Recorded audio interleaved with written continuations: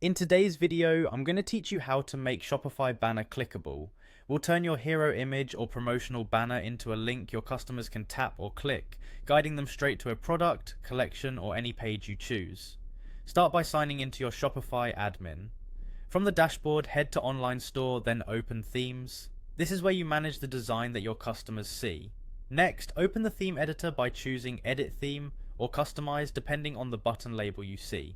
The editor loads a live preview on the right and all your settings in a sidebar on the left.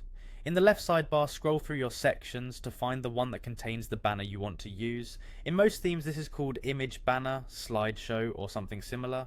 If you're unsure, click a section and watch the preview highlight the corresponding area, then back out if it's not the one. Once you're in the correct section, click directly on the banner image within the section settings to open its controls. This reveals options for the image itself along with link settings. Look for a field labeled link, section link, or similar.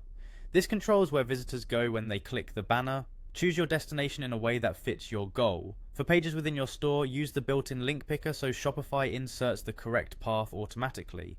For an external destination, paste the full URL beginning with HTTPS. If you're running a campaign, you can paste a URL that already includes tracking parameters. After the link is in place, find and enable the setting that says Open Link in New Tab. This is useful when you're sending visitors to an external site or when you don't want them to lose their place on your store. If the banner is part of a slideshow, repeat the same link setting for each slide you want to be clickable. Use the preview to check your work. Hover over the banner to confirm the cursor changes to a link, and click in the preview to verify it goes to the intended page. Also check the mobile view in the editor to ensure the entire touch area responds as expected. That's it. You've made your Shopify banner clickable, creating a smooth path from attention-grabbing imagery to the page that matters most.